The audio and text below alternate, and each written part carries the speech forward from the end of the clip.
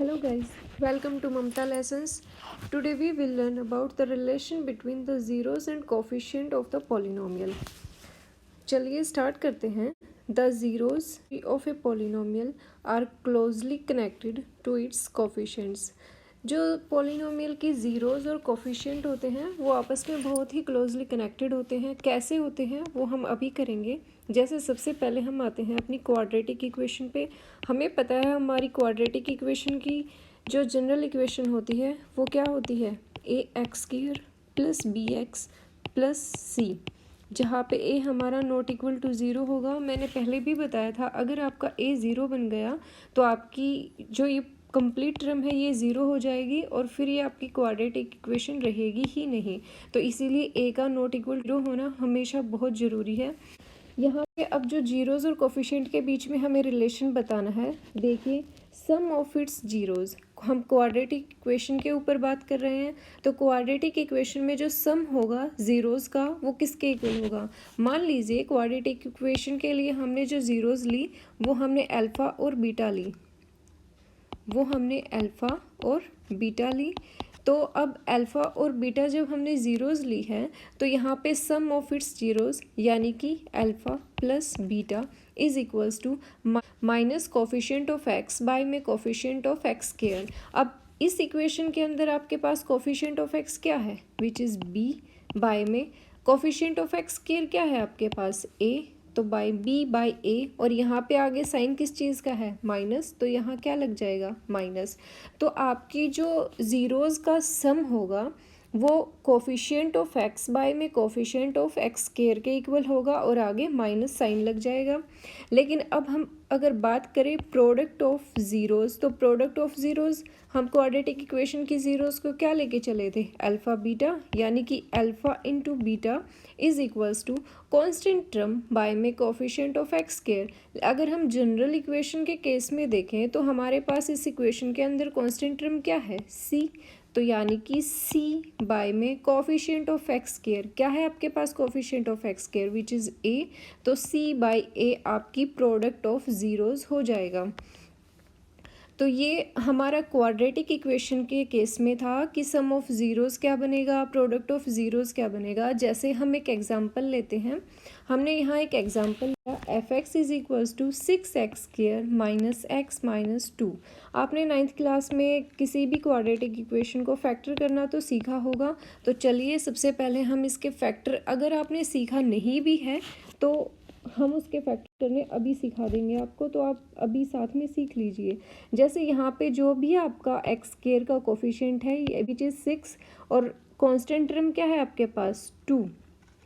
इनकी मल्टीप्लिकेशन अगर हम करें तो हमारे पास क्या बनेगा 12. और आपके पास जो मिडिल टर्म यानी कि कोफिशिएंट ऑफ एक्स आपके पास क्या है -1. और इन दोनों की मल्टीप्लाई भी आपके पास क्या बनेगी -12, क्योंकि यहाँ पे जो आपका -2 है उसकी वजह से ये -12 बनेगा, क्योंकि आपकी जो कांस्टेंट टर्म है वो माइनस में है. तो -12 और -1 बना हमारे पास. अब होगा क्या, हमें कोई भी दो ऐसे नंबर चाहिए जिनकी प्रोडक्ट तो आपकी -12 के इक्वल बने और जिनका सम या सब्ट्रैक्शन आपका -1 के इक्वल बने. चलिए देखते हैं कि आपकी प्रोडक्ट 12 के इक्वल कैसे बन सकती है. मान लीजिए मैंने लिया 2 इंटू 6 2 से 12. लेकिन क्या 6 और 2 का डिफरेंस -1 आता है, नहीं आता है. क्या 6 और 2 का एडिशन -1 आता है, वो भी नहीं आता है. अब उसके बाद हम लेंगे 4 इंटू 3 12 इंटू 1. अब मैंने 12 इंटू 1 लिया, 12 इंटू 1 12 तो होगा, लेकिन क्या 12 प्लस 1 -1 बनेगा, क्या 12 -1 बनेगा, नहीं बनेगा. तो हमारे पास ये केस भी कैंसिल, ये केस भी कैंसिल. अब बात आती है 4 इंटू 3 की. तो 4 इंटू 3 आपका 12 तो बनेगा, लेकिन हमें कैसा साइन चाहिए 12 का, माइनस साइन चाहिए. तो इसमें से आप किसी एक को माइनस करेंगे, लेकिन उससे पहले देखेंगे कि आपको 4, आपको जो सेकंड टर्म में चाहिए है वो प्लस का चाहिए है या माइनस में चाहिए. 4 इंटू 3 आपका 12 बनेगा, लेकिन क्या 4 प्लस 3 करेंगे तो 1 बनेगा, नहीं बनेगा. लेकिन 4 -3 करेंगे तो आपके पास जरूर 1 बनेगा. तो 4 -3 आपके पास 1 बना, लेकिन हमें 1 कैसा चाहिए, माइनस का चाहिए, तो इसीलिए हम 4 के आगे माइनस का साइन लगा देंगे। अब 4 × 3 क्या बना, 12 बना, और कैसा बना, -12 बना, जो कि हमें चाहिए था। और 4 - 3 आपके पास क्या बना, 1 बना, सॉरी -4 + 3 करेंगे तो आपके पास क्या बनेगा, 1 बनेगा। और कैसा 1 बनेगा, माइनस का बनेगा। माइनस का क्यों आया, क्योंकि आपके पास जो बड़े वाली टर्म है वो माइनस की है, तो इसीलिए आपके पास माइनस का 1 बचेगा। तो चलिए स्टार्ट करते हैं। हमें अपने फैक्टर्स मिल चुके हैं, 2 नंबर जिसकी प्रोडक्ट आपकी -12 के इक्वल हो और जिसका एडिशन और सब्ट्रैक्शन हमारे पास -1 के इक्वल हो। चलिए करते हैं 6x² माइनस लगा के। अब इस x के प्लेस पे, या फिर हम ये कहें यहाँ पे जो बीच में हमें 1 दिखाई नहीं दे रहा, उसके प्लेस पे हम क्या रिप्लेस करेंगे, 6x² -4 - 3 इंटू में x -2 is equals to 6x² -4x + 3x -2। अब देखिए गाइज, इस टर्म में से और इस टर्म में से आपके पास क्या कॉमन आएगा, क्या आपके पास इन दोनों टर्म में से 2x कॉमन आ रहा है, आ रहा है, क्योंकि 2 इसमें भी है और 2 इसमें भी है, x इसमें भी है और x इसमें भी है। तो हमने 2x को बाहर निकाल लिया, इसके पास क्या बचा, हमने सिर्फ एक x बाहर निकाला है, तो एक x यहाँ रिमेनिंग है। और 2 की टेबल में 6 कितने पे आता है, 3 पे आता है, तो 2 3 जा 6, इसके पास 3x बचा इस टर्म के पास, माइनस। अब इसके पास क्या बचा, इसके पास सिर्फ एक ही x था और वो हमने बाहर निकाल लिया, तो यहाँ पे क्या बचेगा, 2 2 जा 4 + 3x -2। अब इसमें से हम किस चीज़ को कॉमन निकाल सकते हैं, यहाँ से सिर्फ एक ही कॉमन आएगा। और दूसरा, आपके पास ये जो ब्रैकेट में टर्म है ये सेम, हमेशा सेम बचेगी। तो अगर आपको ये लगे कि आपके कोफैक्टर आपको चेक करना है कि आपने जो नंबर्स ये लिए हैं वो ठीक है या नहीं, तो आप ये भी देख सकते हैं कि 6x -2 आपकी इस टर्म में सेम नंबर्स रहते हैं या नहीं, सेम टर्म रहती है या नहीं। 3x -2 को हमने उठा के बाहर किया, अंदर क्या बचा, 2x प्लस, इसके पास क्या बचा, सिर्फ एक टर्म थी 3x -2 और साथ में इसके क्या है, 1 है, तो यहाँ क्या बच जाएगा, 1। तो आपके पास दो फैक्टर्स क्या बने, ये बने। अब अगर हमें इस पॉलिनोमियल की ज़ीरोज़ निकालनी है तो उसके लिए आप क्या करेंगे, इन फैक्टर्स को हम 0 के इक्वल पुट करेंगे। जैसे 3x -2 को मैंने 0 के इक्वल पुट किया, 3x इज इक्वल्स टू 2 को इधर लेके गए, x इज इक्वल्स टू 2/3। आपके पास एक 0 ये बनी।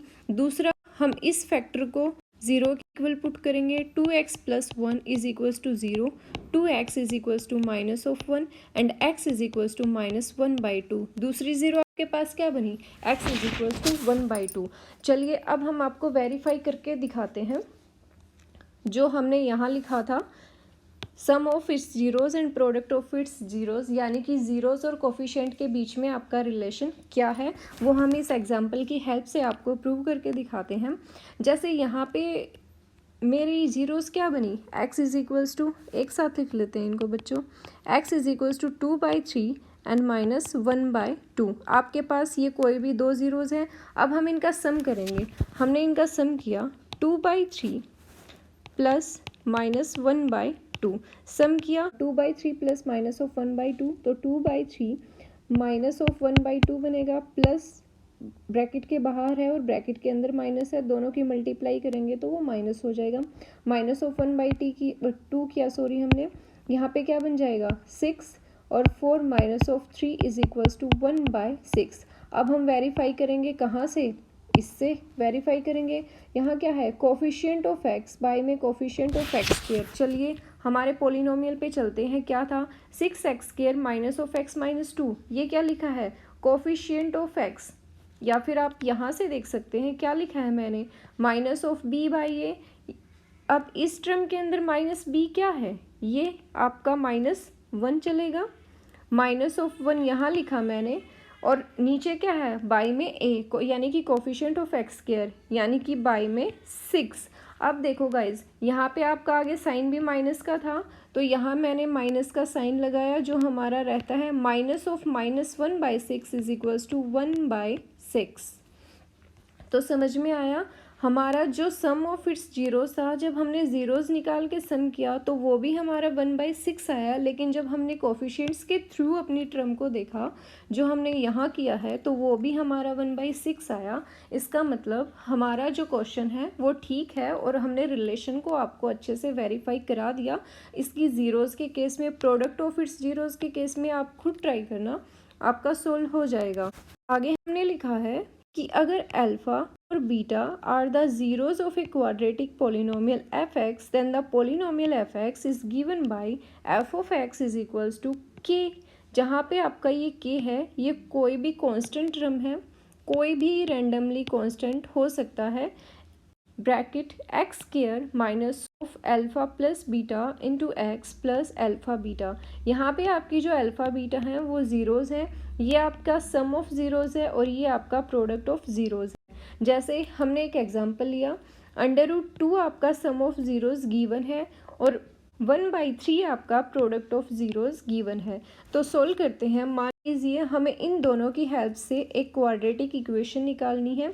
क्वाड्रेटिक इक्वेशन निकालेंगे कैसे? जैसे मैंने यहाँ से ये इक्वेशन उठाई f ऑफ x, क्योंकि हमें पता है जब हमें सम ऑफ ज़ीरोज़ गिवन हो, प्रोडक्ट ऑफ ज़ीरोज़ गिवन हो, तो हमें डायरेक्ट कुछ नहीं करना, उठा के उन वैल्यूज़ को इस इक्वेशन में पुट कर देना है। जैसे मैं अभी करूँगी, f of x is equals to k as it is रहेगा। हमें नहीं पता ये क्या कांस्टेंट है, कुछ भी हो सकता है। X square minus alpha plus beta यानी कि sum of zeros. Sum of zeros आपको क्या गिवन है? √2। तो √2 इंटू में x प्लस ये क्या है? Product of zeros. तो प्रोडक्ट ऑफ ज़ीरोज़ आपके पास क्या है? 1/3। तो आपके पास जो क्वाड्रेटिक इक्वेशन बनी वो ये बनी, f of x is equals to k into में x square minus √2x plus 1/3। ये आपकी कांस्टेंट टर्म, ये माइनस √2 कोफिशिएंट ऑफ x और ये एक्स स्क्वायर। तो ये आपके पास क्वाड्रेटिक इक्वेशन बन जाएगी। अब बात आती है गाइस क्यूबिक पॉलिनोमियल की। तो क्यूबिक पॉलिनोमियल की जो जनरल टर्म होती है वो हमारे पास ax³ plus bx² plus cx plus d होगा। हर केस में a आपका नॉट इक्वल टू 0 बनेगा, क्योंकि अगर आपका a 0 बना तो ये वाली टर्म आपकी ख़त्म हो जाएगी और जिसकी वजह से ये आपका क्यूबिक पॉलिनोमियल नहीं रहेगा। क्या बन जाएगा फिर? क्वाड्रेटिक पॉलिनोमियल बन जाएगा। और हम बात कर रहे हैं क्यूबिक पॉलिनोमियल की, इसीलिए आपका coefficient of x³ must not equal to 0। अब अगर हम क्यूबिक पॉलिनोमियल के केस में सम ऑफ ज़ीरोज़ की बात करें तो यहाँ पे अल्फ़ा बीटा और गामा हमने ज़ीरोज़ ली हैं रैंडमली कोई भी, तो सम ऑफ ज़ीरोज़ क्या होगा? Minus coefficient of x² by में कोफिशिएंट ऑफ x³, यानी कि अगर इस इक्वेशन के थ्रू हम देखें तो यहाँ पे कोफिशिएंट ऑफ x² क्या है? विच इज़ b, यानी कि b bye coefficient of x³ क्या है? a, यानी कि b/a। और आगे साइन किस चीज़ का है? माइनस का, तो यहाँ क्या लग जाएगा? माइनस। सेम ऐसे ही sum of product of zeros taken 2 at a time, यानी कि alpha beta plus beta gamma plus gamma alpha. ये जो टर्म मैंने लिखी है ऐसे, इसे हम गामा बोलते हैं, ये आपका अल्फ़ा है और ये आपका बीटा है।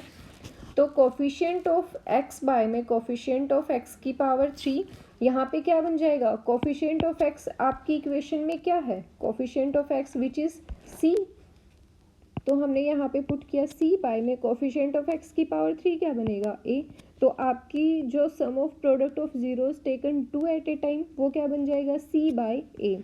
फिर आपके पास आता है प्रोडक्ट ऑफ ज़ीरोज़, यानी कि alpha into beta into gamma is equals to minus constant term by में कोफिशिएंट ऑफ x³। तो यहाँ पे कॉन्स्टेंट टर्म आपकी इक्वेशन में क्या है? Which is d। तो यहाँ हम क्या लिखेंगे? d। और नीचे क्या है? Coefficient of x³। Coefficient of x³ क्या बनेगा आपके पास? a। और आगे साइन किस चीज़ का लग जाएगा? माइनस का। A cubic polynomial having alpha beta gamma are the zeros is given by। अब गाइज हमें क्या करना है, जैसे हमने क्वाड्रेटिक इक्वेशन में किया था कि जब आपको सम ऑफ ज़ीरोज़ पता हो और प्रोडक्ट ऑफ ज़ीरोज़ पता हो तो आप क्यूबिक पॉलिनोमियल की इक्वेशन को कैसे लिखेंगे, आपको याद करने की ट्रिक भी बताती हूँ मैं। अगर आपको साइन में कन्फ्यूज़न हो, जैसे यहाँ माइनस है, कहाँ प्लस आएगा, कहाँ क्या होगा, तो पहले एक बार क्वाड्रेटिक इक्वेशन को देखते हैं। क्वाड्रेटिक इक्वेशन में जो सम ऑफ जीरोस आएगा, हमेशा आपको कोई भी हो स्टार्टिंग आपकी सम ऑफ जीरो से होगी, तो सबसे पहले माइनस से स्टार्ट करना है। पहले माइनस, उसके बाद फिर प्लस, यानी कि सम ऑफ जीरोस में माइनस आएगा, प्रोडक्ट ऑफ जीरोस में फिर प्लस हो जाएगा। जैसे क्यूबिक इक्वेशन में सबसे पहले माइनस वाली टर्म लिखेंगे, जैसे सम ऑफ जीरोस में पहले माइनस आएगा, उसके बाद फिर जब sum of product of zeros taken two at a time आएगा तो फिर प्लस हो जाएगा यहाँ। उसके बाद फिर से माइनस का नंबर आएगा तो प्रोडक्ट ऑफ जीरोस में यहाँ फिर माइनस चला गया। सेम जब हम बाई क्वाड्रेटिक इक्वेशन में जाते हैं तो माइनस से स्टार्ट किया, सम ऑफ जीरोस क्या बना, माइनस बना।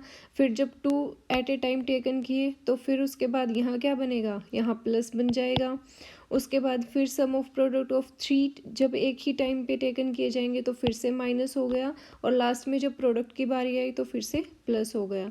तो आप इसको ऐसे याद कर सकते हैं, सबसे पहले सीरीज़ माइनस से स्टार्ट होगी, पहले माइनस फिर प्लस फिर माइनस फिर प्लस। तो इस तरीके से अगर आपको कन्फ्यूज़न हो माइनस प्लस में तो आप इसको रिमेंबर कर सकते हैं। हमारे स्टार्टिंग उसी तरीके से जब हमें अल्फ़ा बीटा गामा की वैल्यूज़ का पता है, या फिर हम ये कहें हमें कोई भी सम ऑफ ज़ीरोज़ का पता है या फिर प्रोडक्ट ऑफ ज़ीरोज़ का पता है, तो आप क्यूबिक पोलिनोमियल की जो इक्वेशन बनेगी उसे लिखेंगे कैसे, या फिर आप अपना पोलिनोमियल बनाएंगे कैसे जब आपको ज़ीरोज़ का पता है।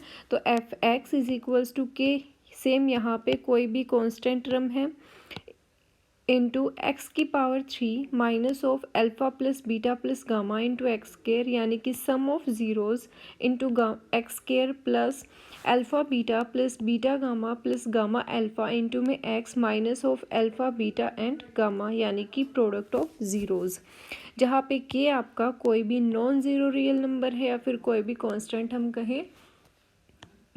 अब बात आती है बाई क्वाड्रेटिक पॉलिनोमियल की। बाई क्वाड्रेटिक पॉलिनोमियल में हम करेंगे कैसे, if f x is equals to a x की पावर 4 प्लस बी एक्स की power 3 plus c x square plus d x plus e यहाँ पे कोई भी कांस्टेंट टर्म है, is a polynomial of degree 4 having alpha beta gamma and delta as its zeros, then sum of zeros आपका किसके equal बनेगा, minus coefficient of x की power 3 क्या है आपकी इक्वेशन में, कोफिशिएंट ऑफ एक्स की पावर 3 क्या है, b, तो b बाय में कोफिशिएंट ऑफ एक्स की पावर 4 वो क्या है a, तो b बाय a, और आगे साइन किस चीज़ का है, माइनस, तो यहाँ क्या लग जाएगा माइनस। अब आती है बात sum of product of zeros taken two at a time किसके इक्वल बनेंगे, is equals to coefficient of x square by में कोफिशिएंट ऑफ एक्स की पावर 4। अब आपकी इक्वेशन में एक्स स्क्वायर का कोफिशिएंट क्या है c, यानी कि c बाय में कोफिशिएंट ऑफ एक्स की पावर 4 इज a, तो ये क्या बन गया c बाय a।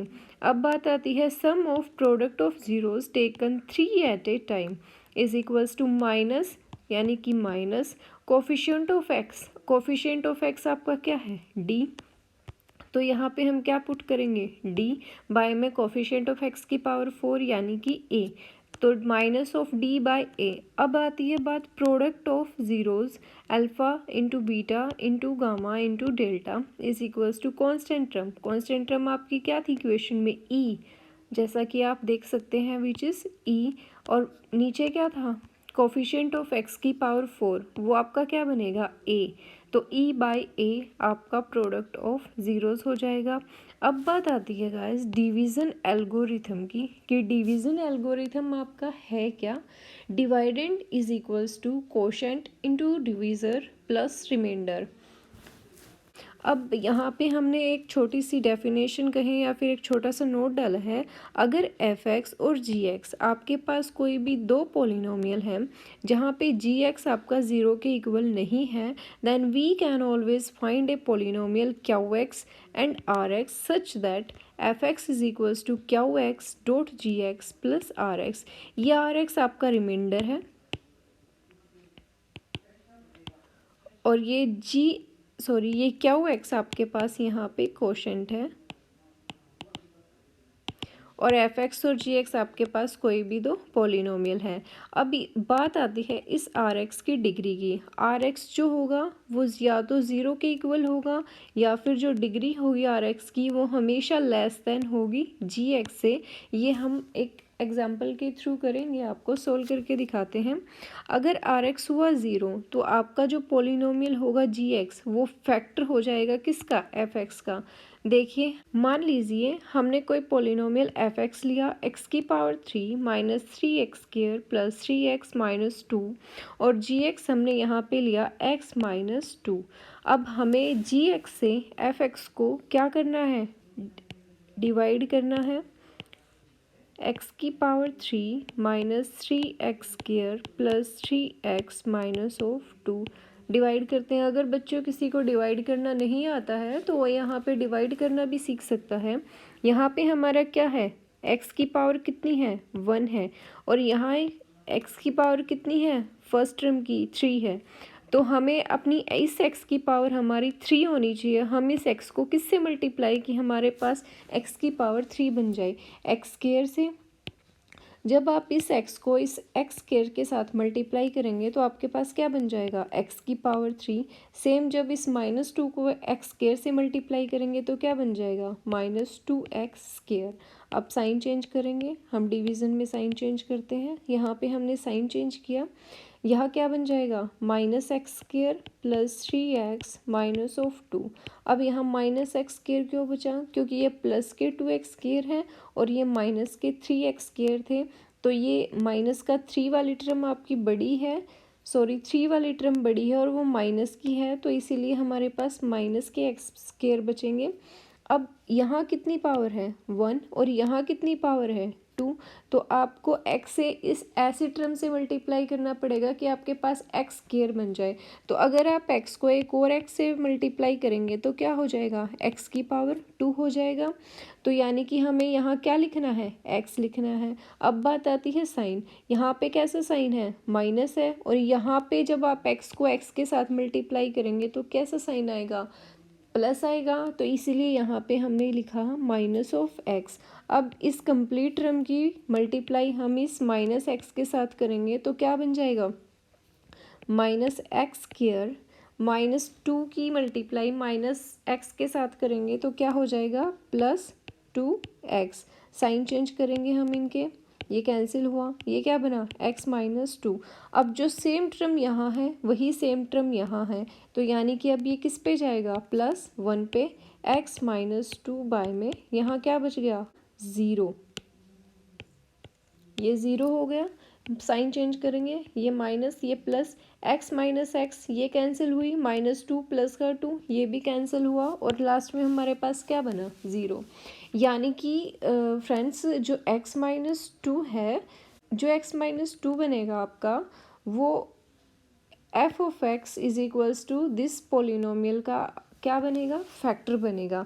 जब भी अगर आपका g(x) से आप डिवाइड करो किसी भी पोलिनोमियल f(x) को और आपके पास रिमाइंडर में 0 बचे तो इसका मतलब जो g(x) होगा आपके पास वो आपका फैक्टर बन जाएगा पोलिनोमियल f(x) का।